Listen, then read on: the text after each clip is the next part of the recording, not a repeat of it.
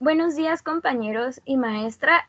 Mi equipo está conformado por la compañera Imara Migdelia Cruz García y una servidora, Carla Victoria Guevara Flores.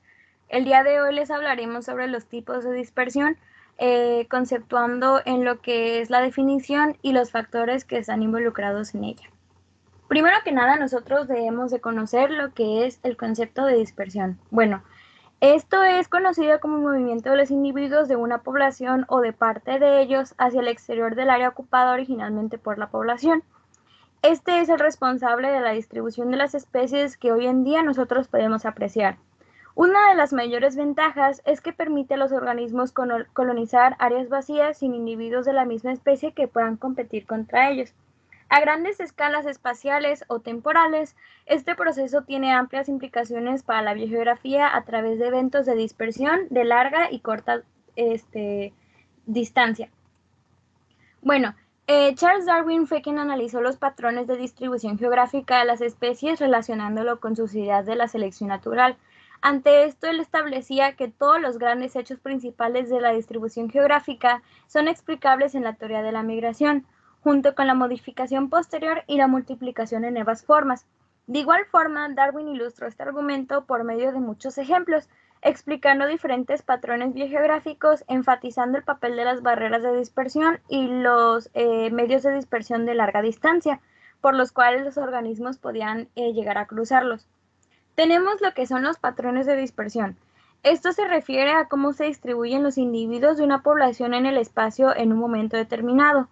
Los organismos individuales que componen una población pueden estar espaciados de manera más o menos uniforme, dispersos aleatoriamente sin ningún patrón predecible o formando grupos. Es por ello que tenemos la dispersión uniforme, que es cuando los individuos de una población se encuentran espaciados entre sí de manera más o menos regular.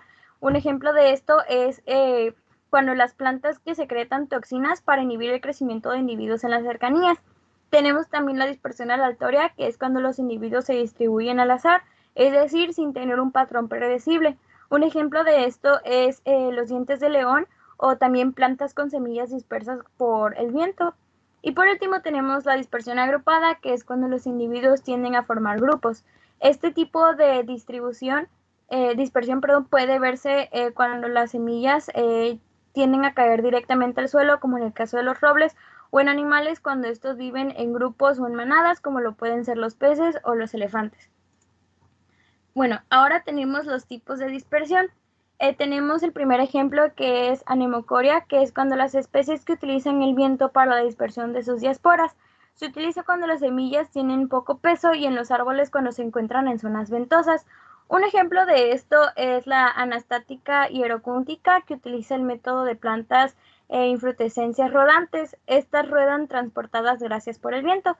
También tenemos la Taraxicum officinale, mejor conocida como el diente de león, que utiliza el método de la morfología favorable al vuelo de las diasporas, es decir, siendo un planeador ligero. También tenemos la hidrocoria, que es cuando las especies utilizan el agua para la dispersión de sus diasporas. En el caso de los ríos, que son unidireccionales, precisan mecanismos anemocoros alternativos. De estos se tienen tres tipos: nautroidocoria, hombroidocoria y talasiocoria. Un ejemplo de la talasiocoria es los cocos nucifera, que sus frutos pueden llegar a flotar por largos periodos y germinan cuando una vez se encuentran ya en la playa. Tenemos también la anemohidrocoria, que es el transporte por flotación sobre la superficie del agua, siendo empujadas por el viento. Un ejemplo es la velela, conocida como la vela de mar o la vela púrpura, que este es un hidrozoo, el cual posee una vela que atrapa el viento y le ayuda a propulsarse. Tocoria. Aquí las especies utilizan animales para la dispersión de sus diasporas. Tenemos dos tipos, según el mecanismo de dispersión o según el animal que la realiza. Los tipos de socoria según el mecanismo de dispersión son, en primer lugar, episocoria, que es el mecanismo sobre el cuerpo externamente. Puede ser por ganchos como el ocaris, que presenta setas involucrales con pelos ganchudos y retrosos, o puede ser por granulosidad, viscosidad o heliosomas. La endosocoria atraviesa el tubo digestivo mediante diásporas carnosas o mediante diásporas secas, como las semillas negras de Paulinia elegans. las cuales se encuentran rodeadas por un arilo carnoso, blanco y comestible. La disocoria utilizan el mecanismo de transporte para el almacenamiento. Puede ser por grandes dimensiones, pequeñas o bulbos y bulbilos. Tenemos como ejemplo al topo. Los tipos de disocoria según el animal dispersante. Antropocoria. Es realizada por el hombre. Puede ser de manera directa como plantar para obtener un determinado cultivo, de manera indirecta o involuntaria, que se diseminan sin ser plantadas. También puede ser por sus desplazamientos. Puede ser adheriéndose a la ropa o el calzado o por comensales de cultivo, es decir, que comparten áreas con otras semillas. En la manera de desplazamiento encontramos Queiranthus queiri como un ejemplo. Bueno, en ornitocoria, esta es realizada por las aves. Aquí la parte comestible de las semillas resulta muy atractiva para las aves y tenemos como ejemplo a la pistacia. Mamaliocoria, los dispersantes son los mamíferos, como el murciélago. Estos son animales nocturnos y no logran ver los olores, pero tienen un olfato muy fino y aprecian olores como el del moho. Comen apenas la parte blanda del fruto y dejan como residuo las semillas. Un ejemplo es Mangifera, indica mejor conocido como el mango.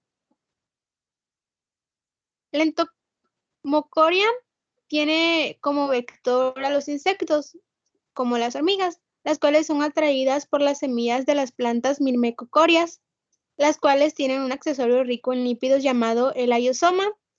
En este caso, las hormigas llevan tales semillas a sus colonias, alimentan con el aiosoma a sus larvas y desechan la semilla que de otro modo estará intacta en una cámara subterránea.